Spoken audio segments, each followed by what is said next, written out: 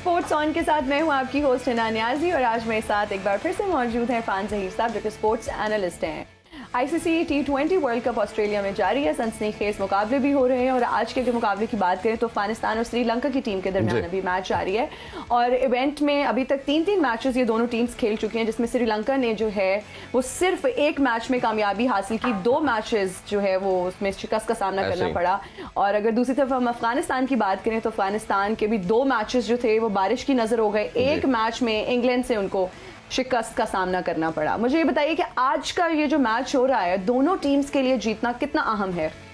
देखें, इंटरेस्टिंग ये है कि ये पूल सबसे स्ट्रॉन्गेस्ट पूल भी माना जाता था दोनों पूल्स के अगर कंपैरिजन में करें, और अभी कोई भी टीम जो है वो इवेंट से बाहर नहीं हुई और कोई भी टीम क्वालिफाई भी नहीं कर सकी। इवन दो के न्यूजीलैंड अपने मैचेस तमाम जीती हुई है, सेकंड मैच उनका फिर होगा, बट अभी तक क्वालिफाई भी किसी ने नहीं किया और हम ये भी नहीं कह सकते कि बिल्कुल आउट हो चुकी है वर्ल्ड कप से। तो यही ब्यूटी नजर आ रही है इस वर्ल्ड कप के अंदर कि चाहे वो बारिश की वजह से ऐसा आ गया मामला या कोई अच्छा खेला कोई बुरा खेला, whatever the reason is, तो अभी आउट कोई भी नहीं है।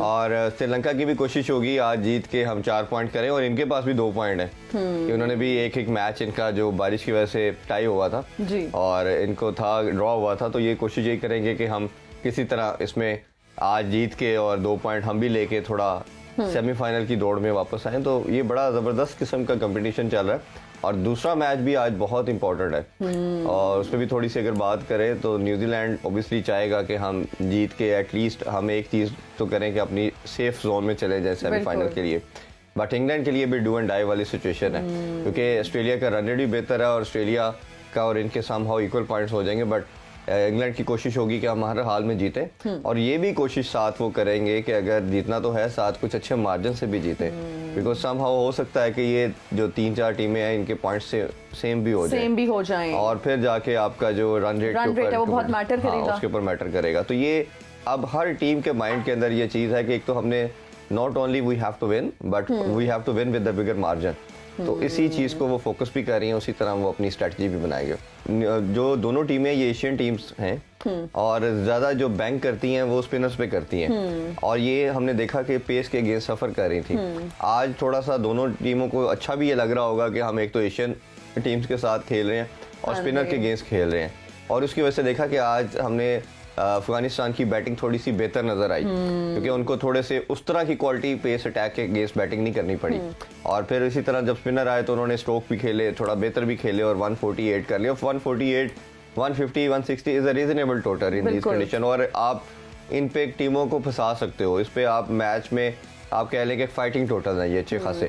तो स्पिनर्स की अगर बात करें इरफान साहब, अफगानिस्तान के स्पिनर्स कितने चैलेंजिंग साबित हो सकते हैं श्रीलंका के लिए? ये बड़ा वाइटल चीज है कि अफगानिस्तान के जो क्वेश्चन है वो जो स्पिनर्स हैं ये दुनिया के बेस्ट स्पिनर्स हैं और इन्होंने एशिया कंडीशन के अंदर तो ये बहुत ही लीथल हो जाते हैं, बट इधर थोड़ा सा हमें लगता है कि शायद उतनी इनकी एफिकेसी नहीं आती, बट ये सिडनी की पिच के अंदर थोड़ा सा ग्रिप और स्पिन है और अभी जैसे राशिद खान ने भी आते साथ ही उन्होंने विकेट भी हासिल की, तो मेरा ख्याल है टफ कंपटीशन होगा, बट थोड़ा सा श्रीलंका को एज ज्यादा हासिल है कि श्रीलंका की बैटिंग लाइनअप की डेप्थ बहुत ज्यादा है, उनकी डेप्थ जाती है ऑलमोस्ट आप समझ लें 9वें-10वें नंबर तक, जिसकी एक प्राइम एग्जांपल हमने एशिया कप के फाइनल में भी देखी कि बहुत नीचे तक भी आके बैट्समैन बैटिंग कर लेते हैं और वो चेस को भी प्रेफरेंस देते हैं बिल्कुल, और उनकी कोशिश यही होगी कि हम जितना डीप लेके जाए और एंड में अगर लेट्स सपोज 8 या 9 का भी रन रेट रिक्वायर्ड है तो उनके लिए मसला नहीं होगा, बट अफगानिस्तान की भी कोशिश होगी जिस तरह वो भी ट्राई कर रहे हैं कि as soon as possible maximum wickets ली जाएं क्योंकि जब आप T20 के अंदर विकेट्स लेते हैं तो ऑटोमेटिकली आपका जो है वो रन स्कोर करने का भी रुकता है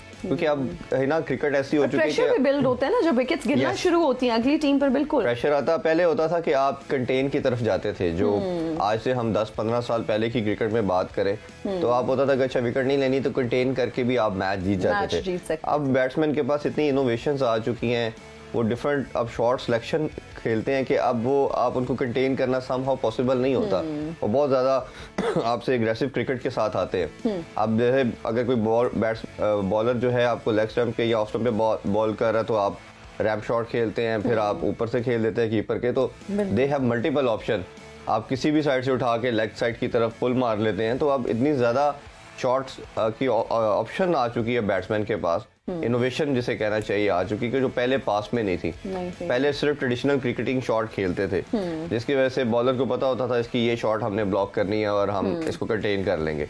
तो बट अब ग्रेजुअली क्रिकेट के अंदर जिसे हम आजकल बोलते हैं, टेक्नोलॉजी सुनने को मिली है, साइंटिफिक हो चुकी है। साइंटिफिक यही है कि वो वक्त के साथ साथ चीज़ों को अडेप्टेबिलिटी करते चले जा रहे हैं। बॉलर्स बैट्समैन पे काम कर रहे हैं, किधर इनके वीक पॉइंट है, बैट्समैन बॉलर की स्ट्रेंथ को देख रहा है और उसके अगेंस्ट शॉट्स डेवलप की जा रही है।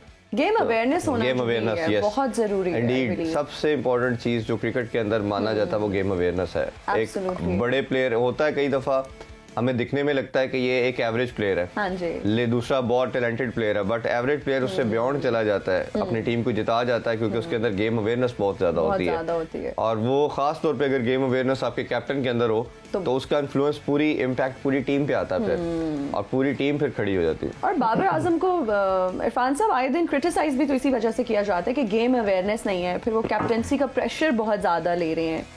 देखिए बाबर, जैसे मैंने शायद कल भी बात की, ये लर्निंग कैप्टन है। आपने इनको पहले कभी किसी भी फोरम पे कैप्टनसी करते नहीं देखा। आपने सरफराज के साथ इनको अटैच किया तो मेरा ख्याल है बहुत थोड़ा जल्दी कर गए हम एटलीस्ट 1-2 साल और सरफराज के साथ इनको अटैच करते। Sarfaraz was doing wonderful job, और आप 2 साल से नंबर 1 थे T20 के अंदर। सिर्फ एक श्रीलंका से हम लाहौर में सीरीज हारे, उसके बाद उनको हमने हटा दिया। तो बिल्कुल ये एक बुरा डिसीजन था। हम उसको साल डेढ़ तैयार करके, है ना, हमारा प्रॉब्लम ये है कि हम बेस्ट प्लेयर को कैप्टन बना देते हैं। शायद हमने मॉर्निंग शो में भी इस टॉपिक पर बात की। इंडिया में भी इसी तरह होता है। इंडिया में भी इसी तरह हुआ। इंडिया ने इस स्ट्रेटजी को चेंज किया था एक दफा जब धोनी को कैप्टन लगाया। बिल्कुल ठीक है, धोनी से पहले होता था सबसे बेस्ट बैट्समैन कौन सा, जी तेंदुलकर, उसको लगा दो, नहीं सक्सेसफुल हुआ। ड्रेविड को लगा दो, नहीं सक्सेसफुल हुआ। अच्छा ऑप्शन क्या बची है, गंगुली है, उसको लगा दो। फिर उन्होंने आउट ऑफ द बॉक्स सोचा और उन्होंने देखा कि हमारे पास जो टीम में लड़का आया धोनी, इसकी जो गेम अवेयरनेस सबसे ज्यादा है। उसने टीम में आते साथ ही अपने तमाम सीनियर प्लेयर को निकाल दिया। जब T20 वो पहला वर्ल्ड कप 2007 में खेलने आए, उन्होंने तेंदुलकर को बाहर कर दिया, लक्ष्मण को, गंगुली को, सबको बाहर कर दिया और इंडिया को वर्ल्ड कप जिता दिया। फिर 2011 का वर्ल्ड कप जिताया, 2013 में चैंपियन ट्रॉफी जिताई, क्योंकि गेम अवेयरनेस बहुत ज्यादा थी। शायद उस टाइम के अंदर, उस टाइम पे भी आप देखें तो इंडिया के जो बैट्समैन थे वो शायद धोनी से भी कुछ बड़े थे। ठीक है, लेकिन बोर्ड ने ये रियलाइज किया कि गेम अवेयरनेस इसके पास बहुत ज्यादा है, और उन्होंने फिर इतने बड़े-बड़े डिसीजंस भी लिए, इतने सीजन उन्होंने टीम से बाहर जब निकाला। जी ये बहुत इंपॉर्टेंट आपने बात की कि वो अपनी दोस्ती यारी की चीज से बाहर आए। जो परफॉर्मर होता था इंडिया में उसको खिलाते थे वो, और इवन जितना मर्जी सीनियर है, जब उसकी परफॉर्मेंस हैम्पर हो रही है तो वो टीम से बाहर कर देते थे। बड़ी एग्जांपल है, युवराज को उनको एक टाइम पे बाहर कर दिया उन्होंने। हमने देखा गंगुली भी टीम में ठीक जा रहे थे। गंभीर की बात करें, वो टीम का पार्ट थे। जो लड़का परफॉर्मर था उसको वो रखते थे, जो नहीं था उसको वो बाहर कर देते थे। और शायद इसी वजह से, क्योंकि सब कॉन्टिनेंट की हिस्ट्री है, इतने लंबे टाइम तक कैप्टन कोई नहीं रहा, तो वो समहाउ 9-10 ईयर इंडिया के कैप्टन रहे। गेम अवेयरनेस की वजह से। इरफान साहब ये भी बहुत जरूरी है कि क्रिकेट आप जो है वो आज पाकिस्तानी खेलें। आप अपने लिए, अगर हम इंडिविजुअल लेवल पे जाके क्रिकेट खेलना शुरू कर देते हैं और जब इस माइंडसेट के साथ हम विकेट पे जाते हैं तो वो बहुत हमारी परफॉर्मेंस को डिटीरियोरेट करता है। बिल्कुल एब्सोल्युटली, मैं उसमें मानना ये कि कैप्टन की अप्रोच देखें किस जगह पे मैटर करती है। एक तो गेम अवेयरनेस आ गई कि आपको करंट सिनेरियो के अंदर क्या चीजें करनी चाहिए, you have to take a decision. फिर आपने एक, जैसे बाप होता है घर के अंदर, उसके डिफरेंट बच्चे हैं, वो हर एक की साइकोलॉजी समझता है, उसकी साइकी समझता है, उसकी रिक्वायरमेंट समझता है, उसको प्रॉब्लम में खड़ा करता है। ठीक है, उसको फादर फिगर वाला रोल भी प्ले करना पड़ता है। अगर आप सिर्फ लेट्स अज्यूम स्पोर्ट्स की हद तक उनसे बात कर रहे हैं, वैसे नहीं देख रहे कि कोई लड़का गिरा हुआ उसे उठा नहीं रहे, उसका कॉन्फिडेंस शैटर्ड है, उसको नहीं देख रहे।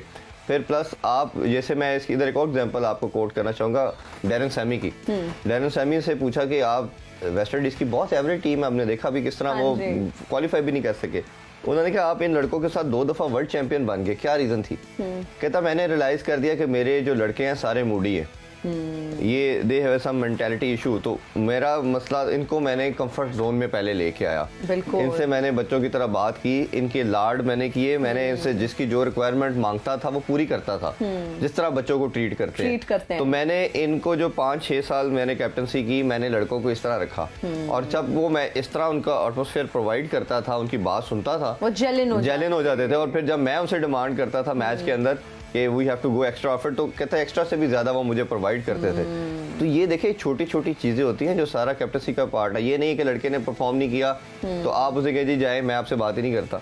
जैसे एक अक्सर मुश्ताक अहमद साहब एक एग्जांपल देते हैं, मैंने उनका इंटरव्यू भी किया, वो बता रहे थे कि मैंने ब्रिस्बेन में वर्ल्ड कप के दौरान ही बहुत ज़्यादा रन्स मुझे स्कोर हुए और मैं वापस डगआउट में आया तो मैं अपने आप को हाइड कर रहा था कि इमरान खान मुझे देख लेंगे, स्नब करेंगे कि कैप्टन की इतनी बुरी बॉलिंग की। तो कहते वो मेरे पास, मुझे ढूंढते हुए मेरे पास आ गए और उन्होंने मुझे कहा कि यार you have done wonderful bowling, अगर आज तुम्हारा दिन होता जो you could have taken 4-5 wickets. तो वो कहते मेरा मोराल इतना आउट हुआ, नेक्स्ट मैच के अंदर मैंने 4 आउट कर दिए। इसी तरह इंतजाम कहते हैं कि मैंने एक बुरा शॉट खेल के आउट हुआ तो मेरी फ्लाइट में उनके साथ सीट थी तो मैं हाइड कर रहा था, कहता मैं क्या मारे गए आज। वो कहते कि उन्होंने मुझे बैठते साथ कहा कि यार एक बॉल तुम्हें बुरा पड़ गया, तुम बहुत जबरदस्त खेल रहे थे। तो ये देखिए ना, गेम अवेयरनेस भी साथ आपने आई रखना, लेके चलना, लेके रखना और फिर आपने आइडेंटिफाई करना कि मेरा मैच विनर कौन सा है, कौन सा ऐसा प्लेयर है। देखिए सारे प्लेयर ओब्वियसली पूरी पाकिस्तान की अगर बात करें तो 11 के 11 लड़के आपके बेस्ट प्लेयर होंगे, बट उसमें से भी 2-3 ऐसे प्लेयर जरूर होंगे जो आपको गिवन डे सिंगल हैंडली गेम को वे लेके जा सकते हैं। ठीक है ना, वो आप जैसे हमारी बॉलिंग के अंदर हम शहीन शाह का नाम लेते हैं या हारिस रऊफ का लेते हैं, बैटिंग के अंदर आजकल हम जैसा कह रहे हैं फखर चल जाए तो गेम अवे ले जाएगा। तो आपकी हर टीम के अंदर एक आधा प्लेयर या 2-3 प्लेयर ऐसे जरूर होते हैं जो on the given day absolutely match winner होते हैं। अच्छा, शाहीन शाह उस तरह से परफॉर्म नहीं कर पा रहे, क्या इसकी बड़ी वजह उनकी इंजरी है और क्या आप समझते हैं कि ये राइट डिसीजन था इतना बड़ा रिस्क लेके फिर उनको खिलाना, जिस तरह से उनकी इंजरी है, नी इंजरी, और ये बहुत सेंसिटिव एक मैटर है, उनको रिहैब के लिए भेजना चाहिए था। फास्ट बॉलिंग के अंदर ही ना बोला जाता है कि सबसे डेंजरस इंजरी नी इंजरी को बोला जाता है। फास्ट बॉलर को 3 तरह की इंजरीज मोस्ट कॉमन है, बैक इंजरी, शोल्डर की इंजरी और knee injury. Knee injury in तीनों में से सबसे डेविस्टेटिंग होती है। अगर नी इंजरी हो जाए, क्योंकि ये लंबी प्रलॉन्ग करती है और इसमें मैं खुद भी इस पे सफ़र कर चुका हूँ, मुझे पता है कि इसमें आपकी लिगामेंट जब टेयर फटता है तो फिर आपका क्या होता है कि आपका स्वेलिंग हो जाती है। जैसे आप भागते हो तो स्वेलिंग आपकी कुछ सालों तक चलती है, तो उसमें फिर आपको बड़ा ध्यान से करना पड़ता है किस तरह आपने इसको मैनेज करना है। तो आपने अगर रिकवरी हो रही थी, अभी मैं एग्जांपल कोट कर रहा हूँ बुमराह की भी, इंडिया का सबसे मेन बॉलर है और वर्ल्ड कप इवेंट में नहीं है तो उन्होंने कंप्रोमाइज किया, उन्होंने कहा नहीं हमने इसका फ्यूचर देखना है। हमने एक इवेंट को नहीं देखना, उन्होंने उसको नहीं डाला और मोहम्मद शामी को इंडक्ट किया। तो हमारे पास हसनैन थे, धानी थे, हम दे वर डूइंग रीजनेबल जॉब।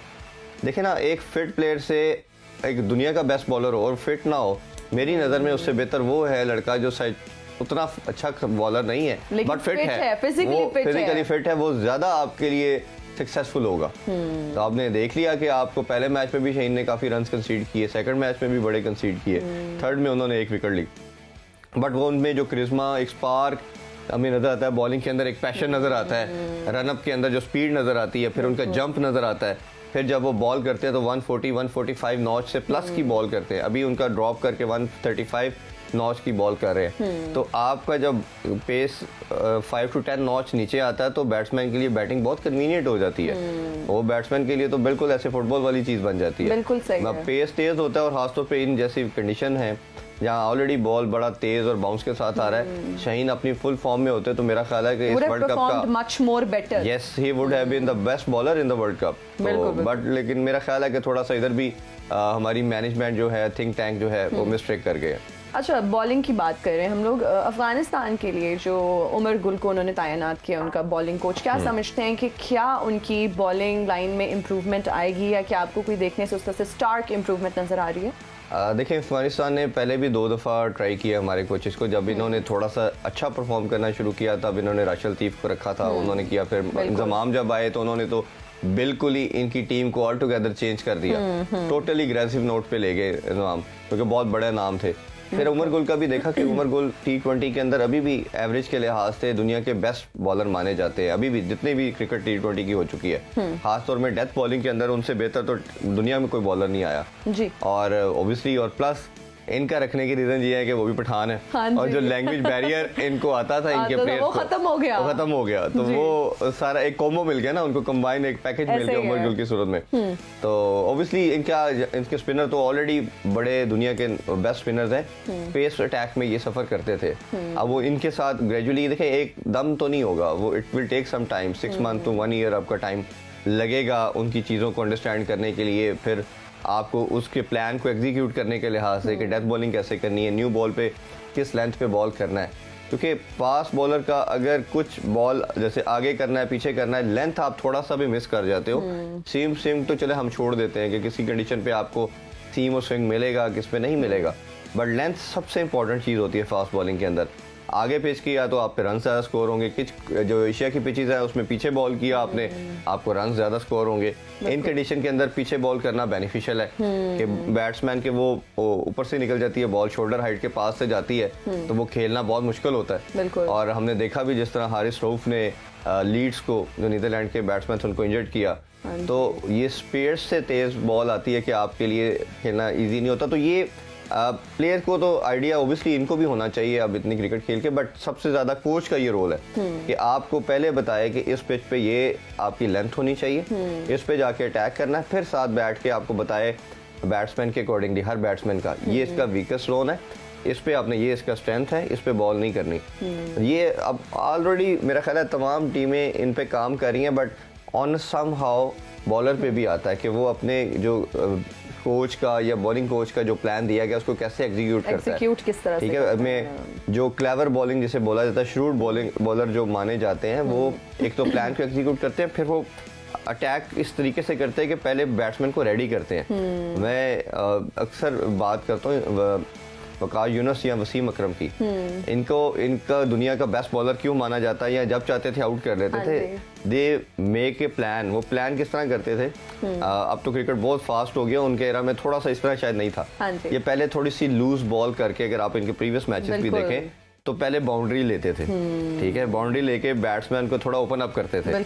जब वो बैट्समैन थोड़ा सा रिलैक्स कर जाता था, अरे होता कि ये तो बड़ी इजी बॉल आ रही है मेरे पास, वो फिर एकदम तेज बॉल या इन स्विंगिंग यॉर्कर जैसे करते थे वकार यूनुस या वसीम अकरम, जिसके लिए बैट्समैन रेडी नहीं होता था कि वो तो कहता यार इसका बॉल अचानक से एकदम तेज बॉल भी और रिवर्स स्विंग भी करते थे, बहुत जबरदस्त किस्म की। शुएब अख्तर भी ऐसे ही थे, तो या उमर गुल भी।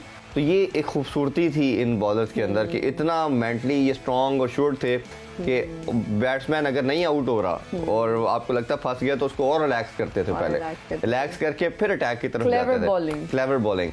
तो ये छोटे छोटे आर्ट्स हैं, ये लड़कों को सीखने पड़ेंगे आजकल के यंगस्टर को भी, कि अगर हमें बैट्समैन बॉलर कर रहा है, हमसे आउट नहीं हो रहा, तो ये भी एक मेथड है। पहले थोड़ा सा रिलैक्स करें, हाँ, उसके बाद टफ टाइम दें, जब वो मेंटली रिलैक्स हो जाए। और लेकिन वो देखें ना कि वो बॉल जो जिस पे आपने आउट करने के लिए जा रहे हैं वो 100% एक्यूरेट होनी चाहिए।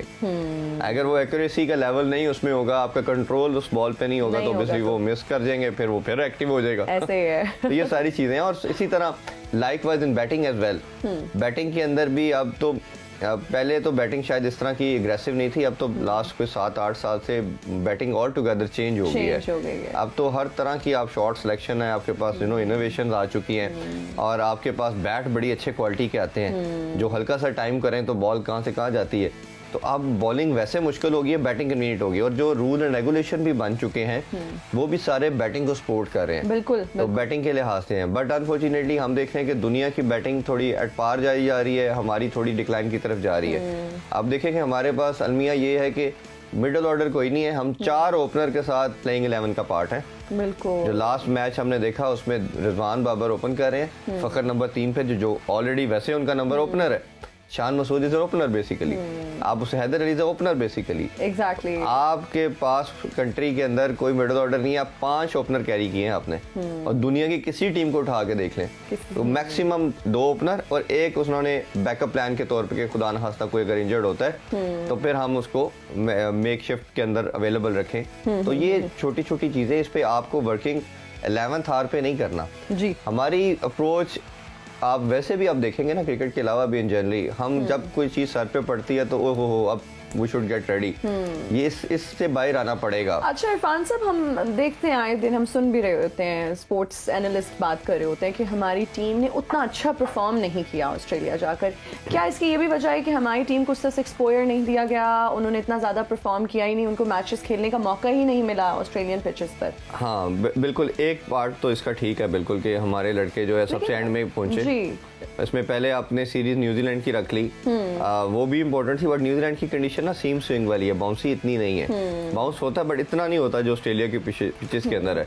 तो आपको चाहिए था कि कुछ तरह का प्लान रखते ये बोर्ड पे भी मैटर करता है कि बोर्ड अपनी प्लान के अंदर किस तरह की कंडीशन को चाहता है। इंडिया वाले 20-25 दिन पहले आ गए थे, बिल्कुल ठीक है। जब हम 92 का वर्ल्ड कप जीते थे तो इमरान खान जो स्ट्रॉन्ग कैप्टन थे वो टीम को 1 मंथ पहले ले आए थे, बिल्कुल। और आके उन्होंने डिफरेंट क्लब्स और जो टीम्स थी उनके साथ डिफरेंट मैच खेले। इंटरनेशनल मैच से वर्ल्ड कप से पहले बहुत ज़्यादा टीम ने प्रैक्टिस की।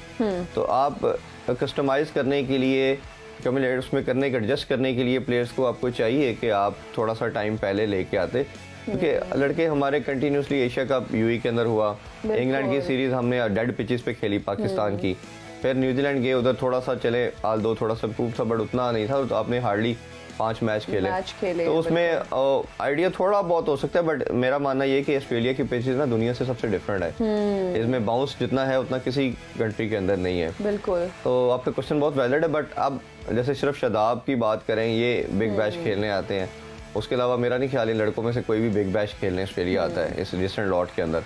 तो ये लड़कों को ज़्यादा एक्सपोजर चाहिए, ये भी मैक्सिमम आके दुनिया की लीग्स खेलें जिस तरह उनके लड़के आके अब पाकिस्तान में खेल रहे हैं। और दूसरी एक चीज़ सबसे इम्पोर्टेंट ये है, तमाम दुनिया के प्लेयर्स देख लें आप, वो जब इंटरनेशनल क्रिकेट नहीं हो रही होती तो अपनी डोमेस्टिक खेल रहे होते हैं। हमारा इस करंट लॉट के अंदर सिर्फ एक इफ्तिखार है जो रेगुलर डोमेस्टिक खेलता है, बाकी जितने भी 9-10 लड़के हैं इनमें से कोई भी नहीं है, या नवाज कह सकते हैं हम, नवाज भी डोमेस्टिक खेलता है, बाकी जितने भी लड़के हैं वो या तो इंटरनेशनल खेलते हैं या सिर्फ मैक्सिमम खेलते भी हैं तो T20 या वो PSL की हद तक, बिल्कुल। और जिसमें छोटा फॉर्मेट है। इसका मतलब ये है कि उनका माइंड सेट बन चुका है कि हमने छोटा फॉर्मेट खेलना है और मैक्सिमम पैसा कमाना है, बिल्कुल। और आप जब लीग खेलने भी जाते हो तो उसी को प्रेफरेंस देते हो। जब तक आपकी बेसिक ठीक नहीं होगी, आपकी रूट ठीक नहीं होगी, जैसे आपने बिल्डिंग बनानी है उसके पिलर स्ट्रॉन्ग नहीं होंगे, बेस स्ट्रॉन्ग नहीं होगी तो आपकी बिल्डिंग कभी भी स्ट्रॉन्ग नहीं हो सकती। तो बेस आपकी जो है वो आपकी डोमेस्टिक है। डोमेस्टिक के अंदर आपने एक लड़के ने फॉर इंस्टेंस 100 मैच खेल लिया है, तो 100 मैच खेलने का मतलब, ये 100 बहुत कम मैच है by the way, domestic level पे कोई ज्यादा नहीं है। 100 मैच खेलने का मकसद है कि उसने बॉलर है अगर, तो उसने हर सिनेरियो के सर्कमस्टांसेस से वो गुजरा कई दफा। एग्जैक्टली, जब उसके उसको पास एक्सपोजर है, उसने देखा कि जब नई बॉल से बॉल की तो किस तरह करना था, अच्छा इतने आउट कर लिए तो फिर किस तरह मैंने एक प्लान बनाना था, अगर नहीं आउट हो रहे तो किस तरह जोर लगाना था, बैट्समैन है तो अर्ली ऑन विकेट्स गिर गई तो किस तरह इनिंग्स बिल्ड करनी है, नहीं आउट हुए तो बड़ा टोटल कैसे करना है, तेज कैसे खेलना है, स्लो कैसे खेलना है, क्योंकि सारी कंडीशंस का सारी कंडीशन। और जब आपने 100 का मतलब ये मैं बता रहा हूँ 100 कोई ज्यादा नहीं है, दुनिया में तो जो कंट्रीज के अंदर 2-2-3 थे 100। माइकल हसी की मैं एग्जांपल कोट करूँ, बिल्कुल दुनिया का बेस्ट बैट्समैन माने जाते थे अपने एरा के अंदर, और वो जब इंटरनेशनल टीम ने ऑस्ट्रेलिया में उनकी सिलेक्शन हुई तो उस टाइम उनके 13,000 प्लस रन थे, ठीक है। तो कई लोगों ने माना कि वो अपनी प्राइम फॉर्म तो डोमेस्टिक को दे आए हैं, बट डिस्पाइट ऑफ इट जब वो टीम में आए तो आते साथ उन्होंने जिस तरह की क्रिकेट खेली और दुनिया को हैरान करके रख दिया कि विकेट पे आते थे आउट ही नहीं होते थे। क्यों? उनकी बेसिक इतनी स्ट्रांग थी, वो नीचे इतना वो रगड़ा खा के आए थे, बिल्कुल उन्होंने, ठीक है, वो सारा पॉलिश होके आए थे कि वो उनके लिए वो एरेना और इंटरनेशनल एरेना में फर्क ही नहीं लगा, उनको लगा कि ये उसी तरह का प्लेटफॉर्म है जिस तरह मैं पीछे छोड़ के आया हूँ। तो ये आप किसी तरह अंडरमाइन नहीं कर सकते इसकी वैल्यू को कि डोमेस्टिक शायद उतनी स्ट्रांग नहीं है, उधर ये नहीं है। इंडिया की बात करें, इंडिया का एक प्लेयर कम से कम 100 मैच या 150 मैच खेलता है डोमेस्टिक का, फिर वो टीम में आता है। अभी सूर्या कुमार यादव की बात हो रही है कि वो इंडिया का नंबर 1 बैट्समैन बनता चला जा रहा है, तो उसके भी ऑलमोस्ट 80 के करीब मैचेस हैं डोमेस्टिक के अंदर। हमारे आप लड़कों को देख ले, पाकिस्तान में टीम में खेलते हुए किसी के 50-60 से ऊपर नहीं है, ठीक है। पहले जितने लड़के आप देखेंगे आज से 3-4 साल पहले जो टीम खेली, सारे लड़कों के 150 मैच, 130, 120, 125 आम बात थी। तो डोमेस्टिक क्रिकेट की इंपॉर्टेंस को आप डिनाई नहीं कर सकते, और वो बेस है, अगर आपकी बेस स्ट्रांग नहीं है तो आप कैसे परफॉर्म अभी ये देखिए ना, वसीम वकार का जो एरा था, सलीम मलिक या एजाज अहमद, ये लोग जो सईद अनवर, ये काउंटी भी खेलते थे, पाकिस्तानी टीम भी खेलते थे, और जैसे सीजन आता था डोमेस्टिक का और उसको भी खेलते थे, उनके लिए मस्त था। ये अपने अपने डिपार्टमेंट से खेलते थे, कोई PA से खेल रहा है, कोई वापडा से खेल रहा है, उसको लीड भी करते थे, और हर प्लेयर कहीं ना कहीं इंडिविजुअल लेवल के ऊपर वो कैप्टन भी था आपकी प्लेइंग 11 का, क्योंकि वो सारे के सारे लड़के कहीं ना कहीं कैप्टनसी भी करते आ रहे थे। तो आप जब 11 के 11 लड़के या उसमें से 8-10 लड़के पीछे कैप्टनसी भी करते आ रहे हैं, तो वो कैप्टन को भी गाइड कर सकते हैं एग्जैक्टली मुश्किल टाइम के अंदर। फिर गेम अवेयरनेस जिसकी आप लोग बात करते रहते हैं कि गेम अवेयरनेस पर आपके पास कितनी डेवलप हुई होगी कि उसने अगर वो डोमेस्टिक में हर सर्कल गुजरा हुआ है, तो जब इंटरनेशनल में आया तो उसने कहा हाँ उस टाइम पे मैंने ये किया था, उसके लिए एक रूटीन जॉब होगी, गाड़ी चला रहे हो हो आप, बिल्कुल, तो आपको रश में भी पता क्या करना, आपको कुछ परेशान होने की जरूरत नहीं है। न्यू कमर है, गाड़ी चला रहा है, वो पैनिक कर जाएगा रश देख के, ठीक है, वो कहेगा ये क्या हो गया। तो आपने जब डेली चला रहे हो, रश, इजी ड्राइव, आपको हर सिनेरियो में यू आर कंफर्टेबल। नहीं, बिल्कुल सही है भाई। हमें आई थिंक डोमेस्टिक क्रिकेट को भी प्रमोट करना चाहिए, बहुत जरूरी है। बेस जो है ये क्रिकेट की, अगर हम अच्छी क्रिकेट खेलना चाहते हैं और इंटरनेशनली भी उतना ही अच्छा परफॉर्म करना चाहते हैं, तो डोमेस्टिक क्रिकेट को भी हमें उसी तरह प्रमोट करना चाहिए। Thank you so much Irfan Zaheer साहब, बहुत शुक्रिया आपका। मुझे और इरफान ज़हीर साहब को दीजिए इजाजत। अल्लाह हाफिज।